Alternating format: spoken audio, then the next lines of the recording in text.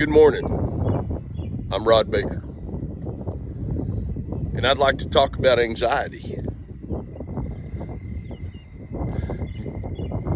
I work with a lot of people that suffer from that, and they're trying to recover from certain traumas or substance abuse or just plain abuse to themselves and to others. And so one of the common threads that I see a lot is anxiety. For me, and this is some of the seeds that I try to plant with them is, be anxious for nothing. And a lot of people can't understand that. It's like them receiving the ball in the end zone and they've got to go 100 yards to score. And when you've already scored and you've already reached a point where you're anxious for nothing, it's very difficult for people to understand how to get to that place. So one of the things that I try to do is take them a yard at a time. Sometimes a foot at a time, but a yard at a time is what I try to teach. A yard at a time. 3 feet. A step. A step. And see, life is made up of steps, right? Wouldn't you agree? When you're trying to get somewhere, it's a step at a time. When I went over to Spain and walked the Camino, it was a step at a time. Sometimes a crawl, but most of the time it was a step at a time. And a step is a yard. So we want to go a yard at a time. And so one of the very first things that we look at is what are you afraid of?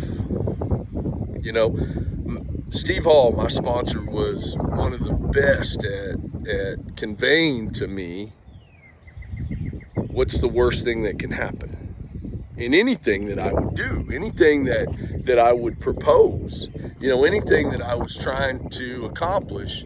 Steve would first start out with, what's the worst thing that can happen? And every time, the very worst thing that could possibly happen is that you die. Well, once you get to a place where you realize death is inevitable, it's inevitable.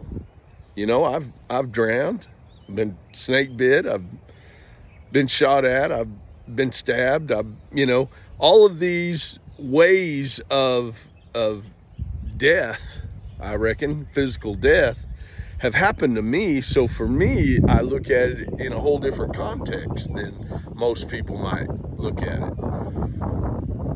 But,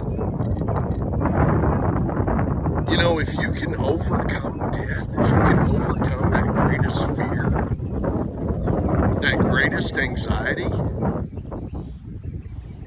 now, true, there's different ways to suffer on through death. There's plenty of that. There's no doubt. But the truth about it is that that's the inevitable end of this physical plane. So overcoming the worst thing that could possibly happen to you, everything else is for free and for fun. Then it's just life. You're just living life. You have the opportunity to chase your dreams, your desires, all the things of life are in front of you. And the wonderful part is you get to use your experiences that are behind you to help you get to those other purposes that are to be fulfilled.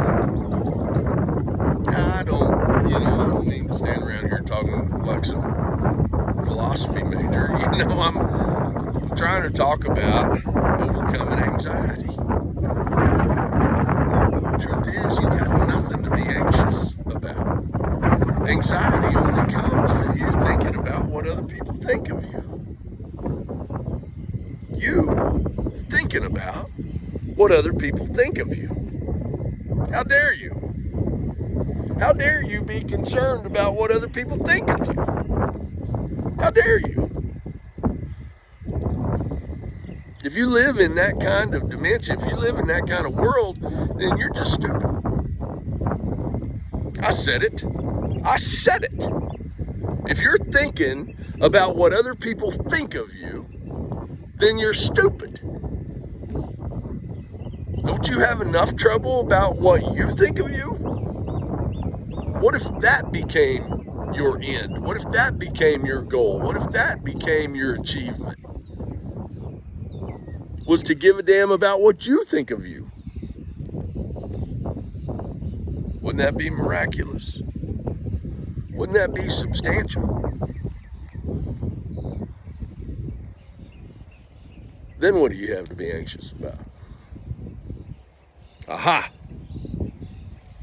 I believe we've just gone a yard. We've just gone a yard. We've just taken a step, right?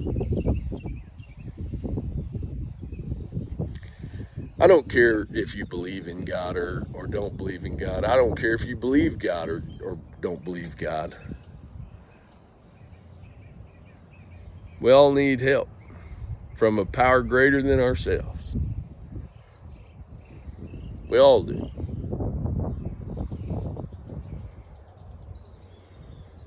Why don't you spend time thinking about what you think of you?